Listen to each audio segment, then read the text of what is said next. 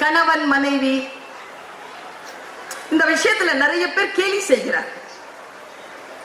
மனைவி ரசம் பிடிக்கல, பிடிச்சிருந்தா கூட அது அடுத்த விட்டு ரசம்.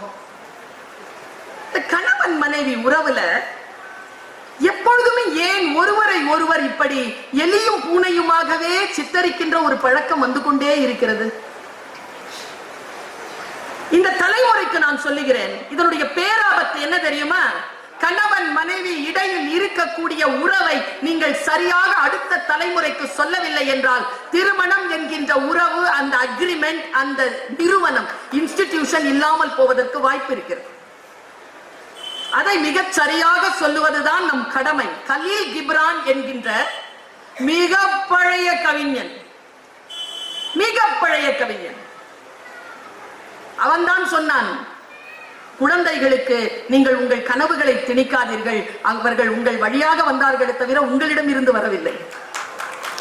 என்ன மேட்டர்ல ஒவ்வொருவருக்கும் உரிமை இருக்கிறதா இல்லையா அவர்கள் வாழ்க்கையை வாழ்ந்து முடிக்க? உங்கள் வாழ்க்கை நான் வாழ முடியுமா? நான் ஏன் வாழ வேண்டும்? என் வாழ்க்கை தானே நான் வாழ முடியும். அது பெற்றோராக இருந்து விட்டு போங்கள், ஆசிரியராக இருந்து விட்டு போங்கள், சிந்தனையாளர்களாக வாழ்ந்து விட்டு போங்கள், வழி காட்டுங்கள், வாழ்ந்து காட்டுங்கள். வாழ்வது என்பது என் தனி உரிமை. இதை பேசுகிறான் கலீல் கிப்ரான். திருமணத்தை பற்றி அவன் சொன்ன ஒரு சொல்லை உங்களுக்கு முன்னால் போடுகிறேன், முடிந்தால் அதை சிறகாக்கி உங்கள் உறவிலே பறந்து கொள்ளுங்கள். அவன் சொல்கிறான், உங்கள் ஆன்மாக்களின் காதலை, என்ன சொல், உங்கள் ஆன்மாக்களின் காதலை கரைகளுக்கு இடையே சஞ்சரிக்கும் கடலாக மாற்றுங்கள். ஒரு ஆணுக்கும் பெண்ணுக்கும் சொல்றான், புரிந்தவர்கள் புத்திசாலி. கரைகளுக்கு இடையில் சஞ்சரிக்கும் கடலாக மாற்றுங்கள், இருவருடைய கோப்பையையும் நிரப்பிக் கொள்ளுங்கள், ஆனால் ஒருவருடைய கோப்பையில் இருந்து மற்றொருவர் அருந்தாதீர்கள். வீட்டுக்கு போய் ஸ்லோவா யோசிச்சுப்பார், மெதுவா யோசிச்சுப்பார். ஒவ்வொருவருடைய ரொட்டியையும் பகிருங்கள், உன்னிடத்தில் இருக்கும் ரொட்டியை பகிர், ஆனால் ஒரே ரொட்டி துண்டை இருவரும் உண்ணாதீர்கள். ஆடிப்பாடி மகிழ்வாக சேர்ந்து கொண்டாடுங்கள், ஆனாலும் இருவரும் தனியாக இருங்கள். இதெல்லாம் மேட்டர் இல்லைங்க. அவன் சொல்றது நம்ம கலாச்சாரத்துல நமக்கு புரியுதா பாருங்க. வீணை தந்திகள் தனித்திருந்தாலும் ஒரே இசையை மீட்டுவது போல் இருங்கள். நான் யோசிச்சு பார்க்கிறேன், இசை சாஸ்திரம் சொல்லுகிறது, ஒரு அறையில் ஒரு வீணையை வைத்துவிட்டு இன்னொரு ஒரு வீணையை சா என்று இசைத்தால் முன்னால் இருக்கின்ற வீணை அதே சாவின் சத்தத்தை கொடுக்குமா? நீங்கள் தனித்திருந்தாலும் நீங்கள் எதை மீட்கப்படுகிறீர்களோ அதுதான் உங்கள் துணையும் மீட்கும் என்கின்ற அளவிற்கு வாழ்ந்து தெளிவதுதான் திருமண வாழ்க்கையின் ஆகப்பெரிய லட்சிய கனவும் வெற்றியும் என்கிறான் கலீல் கிப்ரான். சிறகை தந்துவிட்டேன், பறப்பது உங்கள் பொறுப்பு.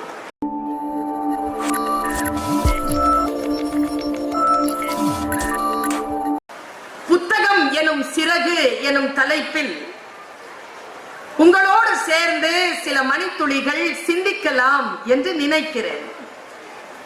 பல்வேறு கருத்துக்கள் வந்து என்னுடைய சிந்தனையில் மோதியபடி இருக்கிறது. சொல்லாத சொல்லை சொல்லிவிட வேண்டும் என்கின்ற முனைப்பு தான் எனக்குள் இப்பொழுது அலை மோதி கொண்டிருக்கக்கூடிய ஆழி பேர் அலை. சிறகு எனக்கு பிடிக்கும், பறத்தல் எனக்கு பிடிக்கும். புத்தகத்தை எப்படி நான் சிறகு என்று பேசுவது என்று நினைத்துக் கொண்டிருந்தேன். வானத்தை வசப்படுத்துவதற்காக மழை நேரங்களில் தன் உணவை தேடி திரியும் தும்பி, அதற்கு உதவியாக இருப்பது அதன் சிறகு. மழைக்கு தப்பி மேகத்தின் மேல் பறந்து நமக்கெல்லாம் வழிகாட்டும் பருந்து, அதற்கு உதவியாக இருப்பதும் சிறகு. நான் அழிந்து போனால், என் இனம் அழிந்து போனால் இந்த பூலோகம் 4.5 ஆண்டுகளில் அழிந்து போகும் என்று நமக்கு சவால் விடும் தேனி மலர்களிடமிருந்து தேனை அருந்துவதற்காக இடம்பெயர்ந்து போவதற்கு உதவி செய்வது அதன் சிறகு. இப்படியெல்லாம் உயிர்களுக்கு சிறகுகள் உதவியாக இருக்கின்ற பொழுது மனிதன் சிறகில்லாமல் தானே படைக்கப்பட்டிருக்கிறான். அவனுக்கு எது சிறகு என்றேன். புத்தகம்தான் அவனது சிறகு என்று தோன்றியது. அதனால் புத்தகம் எனும் சிறகு என்ற தலைப்பில் பேசுவதற்கு நிற்கிறேன். புத்தக வாசிப்பு இருக்கு இல்லையா, அது ஒரு அதி அற்புதமான அனுபவம், பயணம். இன்னைக்கு பல பேர் தொலைபேசியில அலைபேசியிலே புத்தகத்தை வாசிக்கிறார்கள். எனக்கு உடன்பாடு கிடையாது. புத்தகத்தை தொட்டு புரட்டி படிக்க வேண்டும். பழம்புரி ஜான் தான் சொல்லுவார், நீ புரட்டி புரட்டி படிப்பது நல்ல புத்தகம் அல்ல, படிக்கின்ற பொழுது எந்த புத்தகம் உன்னை புரட்டி புரட்டி போடுகிறதோ அதுதான் நல்ல புத்தகம் என்று சொல்லுவார். என்னை புரட்டுகின்ற புத்தகங்கள் பல நேரங்களில் நான் யோசிக்கிறேன், 10 நாட்களுக்கு மேலாக கடை விரித்திருக்கிறார்கள். 21ஆம் தேதி வரைக்கும் இந்த புத்தக கண்காட்சி நிகழ இருக்கிறது. அத்தனை கடைகளிலும் புத்தகங்கள் நம்முடைய தொடுதலுக்காக காத்திருக்கின்றன. புத்தக வாசிப்பை சாலையை கடக்கக்கூடிய ஒரு குழந்தை எப்படி தன் பெற்றோரின், தன் தாய் தந்தையரின் விரல்களை பிடித்துக் கொள்கிறதோ அப்படி என் வாழ்நாள் முழுக்க புத்தகத்தின் விரல் பிடித்து நடப்பவள் நான். அந்த வாசிப்பின் அருமையில் சொல்லுகிறேன், சில புத்தகங்கள் முகப்பூச்சுக்கள், அது அரிதாரம், பூசிக்கலாம், தொடச்சு போட்டுடலாம். சில புத்தகங்கள் மேலாடை, மழைக்கு நாம் போட்டுக் கொள்கிறோமே அப்படி மேலாடைகள், அது வீட்டுக்குள்ள வந்த உடனே கழட்டி வச்சிடணும். அந்த புத்தி வீட்டுக்குள்ள செல்லுபடியாக. சில புத்தகங்கள் நம் மானத்தை மறைக்கும் ஆடைகள், அது வெளியிலையும் போட்டுக்கணும், வீட்டுக்குள்ளேயும் போட்டுக்கணும். சில புத்தகங்கள் நம்முடைய உடலிலே ஒட்டி கொண்டிருக்கும் தோல், அதை அகற்றவே முடியாது. சில புத்தகங்கள் போதி மரம், அதற்கு கீழ் ஞானம் கிடைக்கும். சில புத்தகங்கள் சிறகு, நம்மை ஒரு இடத்திலிருந்து இன்னொரு இடத்திற்கு அழைத்து செல்லும். நான் இங்கே நிறுத்துகிறேன் பெருமக்களே, உங்கள் சிந்தனைக்காக சொல்லுகிறேன். அரச மரத்தின் அடியில் தானே உட்கார்ந்தான் புத்தன். அந்த மரமா அவனுக்கு புத்தியை தந்தது? அமர்ந்த புத்தனின் மனநிலை சாதாரண மரத்தையும் போதி மரமாக்கியது. வாசிப்பவர்களுடைய மனநிலை தான் அந்த புத்தகத்தை போதி மரமாக்குகிறது. வாசிக்கின்றவனுடைய மனநிலையைத்தான் நான் இங்கே பார்க்கிறேன். நேற்றைய முன்தினம் இந்த மேடையில் பேசிய வழக்கறிஞர் MP நாதன் அவர்கள் ஒரு கருத்தை சொன்னார் புத்தகத்தை குறித்து. புதுமை பித்தன் பேசிய அந்த வார்த்தையை அவர் தன்னுடைய பேச்சிலே சொன்னார். ஒரு கழை கூத்தாடி கயிறு மேல் நடக்கின்ற பொழுது எவ்வளவு கவனமாக நடக்கிறானோ அப்படி கவனமாக வாசகன் ஒரு புத்தகத்தை புரட்ட வேண்டும் என்று சொன்னார். மிக மிக கவனமாக இல்லாத பொழுது அது வழுக்கி விடுவதற்கு வாய்ப்பு உண்டு. புத்தகங்கள் சாதாரணமானவை இல்லை. அவை நம்மை ஒரு இடத்தில் இருந்து இன்னொரு இடத்திற்கு அழைத்து செல்லும். நான் என் பேச்சின் முதலிலேயே சொல்லிவிடுகிறேன், அது பறப்பதற்கான சிறகே தவிர இலக்கை நாம் தான் முடிவு செய்ய வேண்டும். இலக்கை சிறகுகள் முடிவு செய்வது இல்லை. நம் இலக்கை அடைவதற்காக நமக்கு தருகின்ற அற்புதமான ஒரு வாய்ப்பு தான் அந்த சிறகு. அந்த சிறகை வைத்துக் கொண்டு நாம் என்ன எல்லாம் செய்யலாம். நிறைய பேருக்கு வாசித்தலிலும் வாசிப்பதை மற்றவர்கள் பேச கேட்பதிலும் ஒரு ஆர்வம் உண்டு. நான் பல இடங்களில் அதை பார்த்திருக்கிறேன்.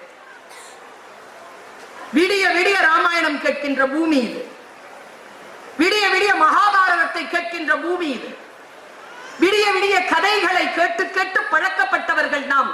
நமக்கு கர்ண பரம்பரைன்னு ஒரு பேர் உண்டு. நம்ம கேட்டு, கர்ணம்னா காது, கேட்டு பழகியவர்கள் நாம். நான் மிக நிதானமாக சொல்லுகிறேன், இந்த அவை மிக கம்பீரமாக மிக நுட்பமாக கேட்டுக்கொண்டிருக்கிறது. அதனால் சொல்லுகிறேன், ஒரு ஆசிரியையாக சொல்லுகிறேன், ஒரு தாயாக சொல்லுகிறேன், கற்ற கற்ற கல்வியை பயன்படுத்த வேண்டும். எதுவாக இருந்தாலும், நீங்கள் சிறிதளவேனும் படித்தவராக இருந்தாலும் கூட உங்கள் கல்வி உங்களுக்கு பயன்பட வேண்டும். இந்த உலகத்திலேயே மிகப்பெரிய சாபம் என்ன தெரியுமா தோழமைகளே? மிகப்பெரிய சாபம். அதற்கு மேல் ஒரு சாபமே கிடையாதுங்க. நீங்க எத்தனை சாபம் சொன்னாலும் அத்தனை சாபமா அந்த சாபத்துக்கு கீழே தான். அந்த சாபம் தான் மகாபாரதத்தில் கர்ணன் பெற்ற சாபம். என்ன தெரியுமா?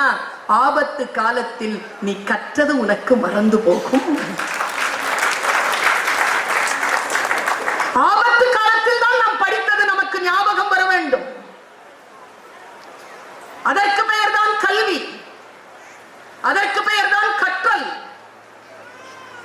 என்னுடைய பலம் என்ன தெரியுமா? நான் கற்றதை நினைவில் வைத்துக் கொள்ளும் வரம் பெற்றவள். என் 10 வயதில் நான் படித்தது கூட எனக்கு நினைவில் நிற்கிறது. அதனால்தான் பேச்சாளராக வந்து நிற்கின்ற பொழுது ப்ரிப்பேர் பண்ணிட்டு வர்றது வேற, அதற்குள்ளாக நான் சேர்த்து பயணப்படுவது என்னுடைய பழைய வாசிப்பு அனுபவங்கள். இது என் வெற்றியின் ரகசியத்தை நான் உங்களுக்கு சொல்கிறேன். கல்வி ஆபத்து காலத்தில் நமக்கு உதவி செய்கிறது. அது ஒரு இடத்தில் இருந்து இன்னொரு இடத்திற்கு பெயர்ந்து போவதற்கு நமக்கு வழி சொல்கிறது. முட்கள் பாதை. வாழ்க்கை நமக்கு செருப்பு தாங்க தரும். சிந்தனை இருக்கு இல்லையா, இது சிறகு தரும்.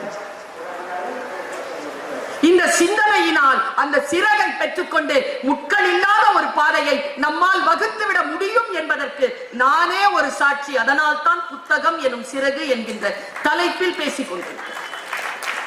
நான் சமீபத்தில் கலீல் கிப்ரானை வாசித்துக் கொண்டிருந்தேன். எனக்குள் சிறகு முளைத்த அந்த தருணங்களை இந்த சில மணித்துளிகளில் உங்களோடு பகிர்ந்து கொள்கிறேன். நிறைய பேர் இருக்கிறாங்க.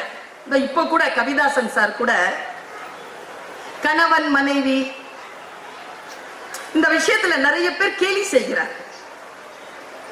மனைவி ரசம் பிடிக்கல, பிடிச்சிருந்தா கூட அது அடுத்த விட்டு ரசம். கணவன் மனைவி உறவுல எப்பொழுதுமே ஏன் ஒருவரை ஒருவர் இப்படி எலியும் பூனையுமாகவே சித்தரிக்கின்ற ஒரு பழக்கம் வந்து கொண்டே இருக்கிறது? இந்த தலைமுறைக்கு நான் சொல்லுகிறேன், இதனுடைய பேராபத்து என்ன தெரியுமா? கணவன் மனைவி இடையில் இருக்கக்கூடிய உறவை நீங்கள் சரியாக அடுத்த தலைமுறைக்கு சொல்லவில்லை என்றால் திருமணம் என்கின்ற உறவு, அந்த அக்ரிமெண்ட், அந்த நிறுவனம், இன்ஸ்டிடியூஷன் இல்லாமல் போவதற்கு வாய்ப்பு இருக்கிறது. அதை மிகச் சரியாக சொல்லுவதுதான் நம் கடமை. கலீல் கிப்ரான் என்கின்ற மிக பழைய கவிஞன், மிக பழைய கவிஞன், அவன்தான் சொன்னான், குழந்தைகளுக்கு நீங்கள் உங்கள் கனவுகளை திணிக்காதீர்கள், அவர்கள் உங்கள் வழியாக வந்தார்களே தவிர உங்களிடம் இருந்து வரவில்லை. என்ன மேட்டர்ல ஒவ்வொருவருக்கும் உரிமை இருக்கிறதா இல்லையா அவர்கள் வாழ்க்கையை வாழ்ந்து முடிக்க? உங்கள் வாழ்க்கையை நான் வாழ முடியுமா? நான் ஏன் வாழ வேண்டும்? என் வாழ்க்கை தானே நான் வாழ முடியும். அது பெற்றோராக இருந்து விட்டு போங்கள், ஆசிரியராக இருந்து விட்டு போங்கள், சிந்தனையாளர்களாக வாழ்ந்து விட்டு போங்கள். வழி காட்டுங்கள், வாழ்ந்து காட்டுங்கள். வாழ்வது என்பது என் தனி உரிமை.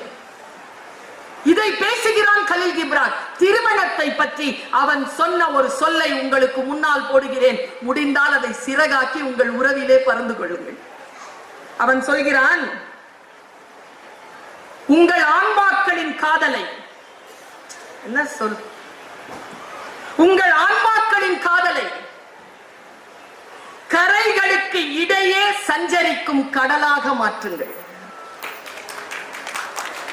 ஒரு ஆணுக்கும் பெண்ணுக்கும் சொல்றான், புரிந்தவர்கள் புத்திசாலி. கரைகளுக்கு இடையில் சஞ்சரிக்கும் கடலாக மாற்றுங்கள், இருவருடைய கோப்பையையும் நிரப்பிக் கொள்ளுங்கள். ஆனால் ஒருவருடைய கோப்பையில் இருந்து மற்றொருவர் அருந்தாதீர்கள். வீட்டுக்கு போய் ஸ்லோவா யோசிச்சுப்பார், மெதுவா யோசிச்சுப்பார். ஒவ்வொருவருடைய ரொட்டியையும் பகிருங்கள்.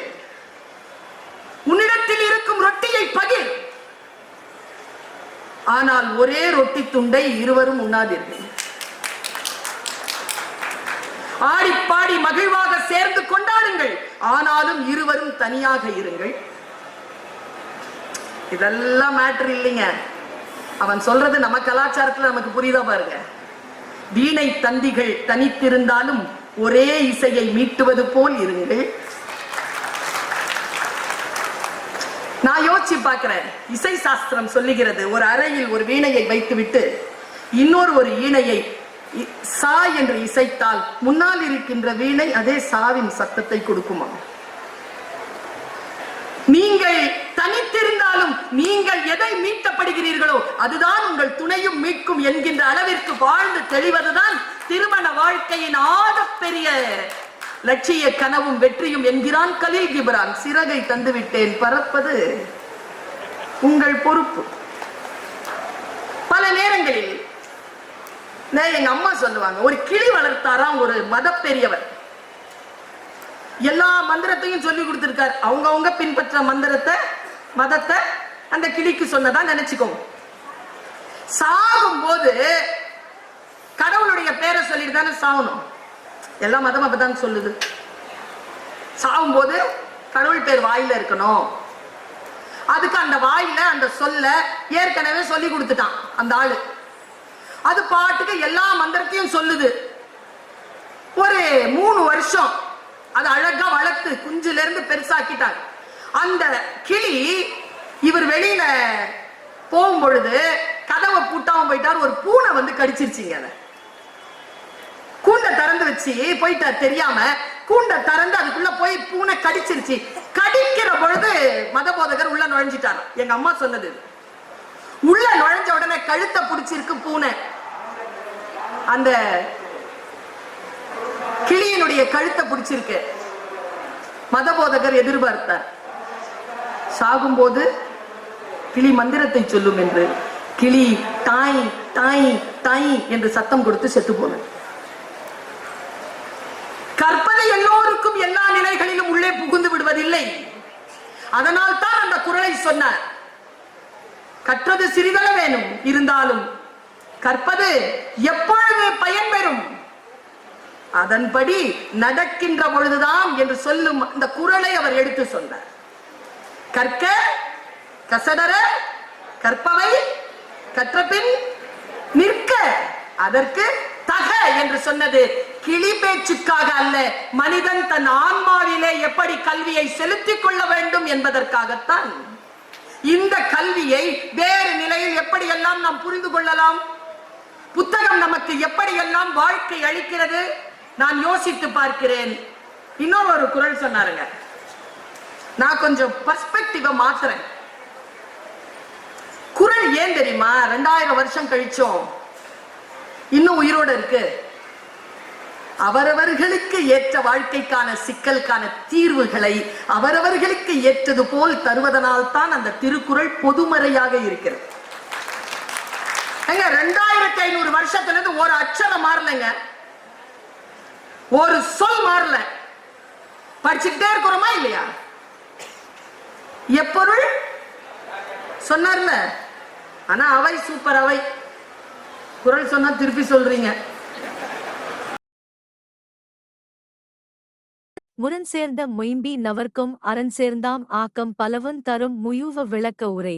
மாறுபாடு பொருந்திய வலிமை உடையவர்க்கும் அரணோடு பொருந்தி ஏற்படுகின்ற வெற்றியானது பல வகை பயன்களையும் கொடுக்கும். யூர் சாலமன் பாப்பையா விளக்க உரை.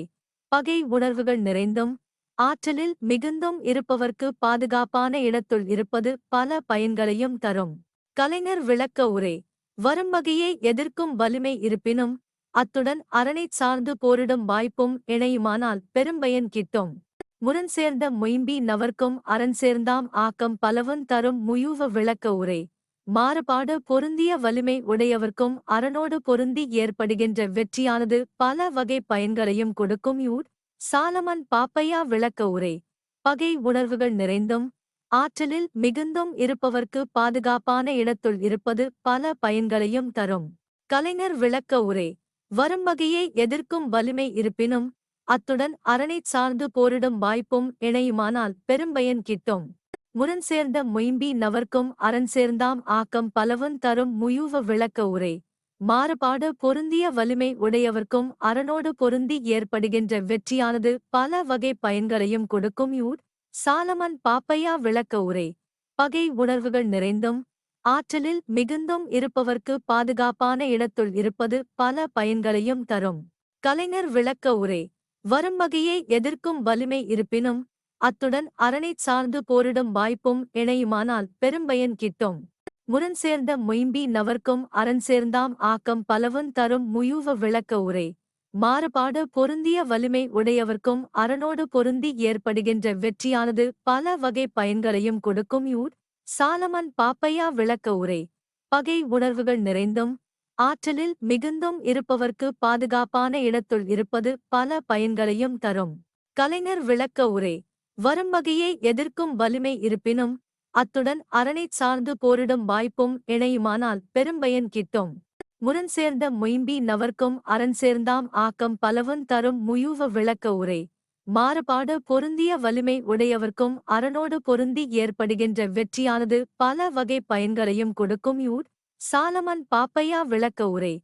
பகை உணர்வுகள் நிறைந்தும் ஆற்றலில் மிகுந்தும் இருப்பவர்க்கு பாதுகாப்பான இடத்துள் இருப்பது பல பயன்களையும் தரும். கலைஞர் விளக்க உரை. வரும் வகையை எதிர்க்கும் வலிமை இருப்பினும் அத்துடன் அரணைச் சார்ந்து போரிடும் வாய்ப்பும் இணையுமானால் பெரும்பயன் கிட்டும். முரண் சேர்ந்த மொயம்பி நவர்க்கும் அரண் சேர்ந்தாம் ஆக்கம் பலவுந் தரும் முயூவ விளக்க உரை. மாறுபாடு பொருந்திய வலிமை உடையவர்க்கும் அரணோடு பொருந்தி ஏற்படுகின்ற வெற்றியானது பல வகை பயன்களையும் கொடுக்கும். சாலமன் பாப்பையா விளக்க உரை. பகை உணர்வுகள் நிறைந்தும் ஆற்றலில் மிகுந்தும் இருப்பவர்க்கு பாதுகாப்பான இடத்துள் இருப்பது பல பயன்களையும் தரும். கலைஞர் விளக்க உரை. வரும் வகையை எதிர்க்கும் வலிமை இருப்பினும் அத்துடன் அரணைச் சார்ந்து போரிடும் வாய்ப்பும் இணையுமானால் பெரும்பயன் கிட்டும். முரண் சேர்ந்த மொயம்பி நவர்க்கும் அரண் சேர்ந்தாம் ஆக்கம் பலவுந் தரும் முயூவ விளக்க உரை. மாறுபாடு பொருந்திய வலிமை உடையவர்க்கும் அரணோடு பொருந்தி ஏற்படுகின்ற வெற்றியானது பல வகை பயன்களையும் கொடுக்கும். சாலமன் பாப்பையா விளக்க உரை. பகை உணர்வுகள் நிறைந்தும் ஆற்றலில் மிகுந்தும் இருப்பவர்க்கு பாதுகாப்பான இடத்துள் இருப்பது பல பயன்களையும் தரும். கலைஞர் விளக்க உரை. வரும் வகையை எதிர்க்கும் வலிமை இருப்பினும் அத்துடன் அரணைச் சார்ந்து போரிடும் வாய்ப்பும் இணையுமானால் பெரும்பயன் கிட்டும். முரண் சேர்ந்த மொயம்பி நவர்க்கும் அரண் சேர்ந்தாம் ஆக்கம் பலவுந் தரும் முயூவ விளக்க உரை. மாறுபாடு பொருந்திய வலிமை உடையவர்க்கும் அரணோடு பொருந்தி ஏற்படுகின்ற வெற்றியானது பல வகை பயன்களையும் கொடுக்கும். சாலமன் பாப்பையா விளக்க உரை. பகை உணர்வுகள் நிறைந்தும் ஆற்றலில் மிகுந்தும் இருப்பவர்க்கு பாதுகாப்பான இடத்துள் இருப்பது பல பயன்களையும் தரும். கலைஞர் விளக்க உரை. வரும் வகையை எதிர்க்கும் வலிமை இருப்பினும் அத்துடன் அரணைச் சார்ந்து போரிடும் வாய்ப்பும் இணையுமானால் பெரும்பயன் கிட்டும். முரண் சேர்ந்த மொயம்பி நவர்க்கும் அரண் சேர்ந்தாம் ஆக்கம் பலவுந் தரும் முயூவ விளக்க உரை. மாறுபாடு பொருந்திய வலிமை உடையவர்க்கும் அரணோடு பொருந்தி ஏற்படுகின்ற வெற்றியானது பல வகை பயன்களையும் கொடுக்கும். சாலமன் பாப்பையா விளக்க உரை. பகை உணர்வுகள் நிறைந்தும் ஆற்றலில் மிகுந்தும் இருப்பவர்க்கு பாதுகாப்பான இடத்துள் இருப்பது பல பயன்களையும் தரும். கலைஞர் விளக்க உரை. வரும் வகையை எதிர்க்கும் வலிமை இருப்பினும் அத்துடன் அரணைச் சார்ந்து போரிடும் வாய்ப்பும் இணையுமானால் பெரும்பயன் கிட்டும். முரண் சேர்ந்த மொயம்பி நவர்க்கும் அரண் சேர்ந்தாம் ஆக்கம் பலவுந் தரும் முயூவ விளக்க உரை. மாறுபாடு பொருந்திய வலிமை உடையவர்க்கும் அரணோடு பொருந்தி ஏற்படுகின்ற வெற்றியானது பல வகை பயன்களையும் கொடுக்கும். சாலமன் பாப்பையா விளக்க உரை. பகை உணர்வுகள் நிறைந்தும் ஆற்றலில் மிகுந்தும் இருப்பவர்க்கு பாதுகாப்பான இடத்துள் இருப்பது பல பயன்களையும் தரும். கலைஞர் விளக்க உரை. வரும் வகையை எதிர்க்கும் வலிமை இருப்பினும் அத்துடன் அரணைச் சார்ந்து போரிடும் வாய்ப்பும் இணையுமானால் பெரும்பயன் கிட்டும். முரண் சேர்ந்த மொயம்பி நவர்க்கும் அரண் சேர்ந்தாம் ஆக்கம் பலவுந் தரும் முயூவ விளக்க உரை. மாறுபாடு பொருந்திய வலிமை உடையவர்க்கும் அரணோடு பொருந்தி ஏற்படுகின்ற வெற்றியானது பல வகை பயன்களையும் கொடுக்கும். சாலமன் பாப்பையா விளக்க உரை. பகை உணர்வுகள் நிறைந்தும் ஆற்றலில் மிகுந்தும் இருப்பவர்க்கு பாதுகாப்பான இடத்துள் இருப்பது பல பயன்களையும் தரும். கலைஞர் விளக்க உரை. வரும் வகையை எதிர்க்கும் வலிமை இருப்பினும் அத்துடன் அரணைச் சார்ந்து போரிடும் வாய்ப்பும் இணையுமானால் பெரும்பயன் கிட்டும்.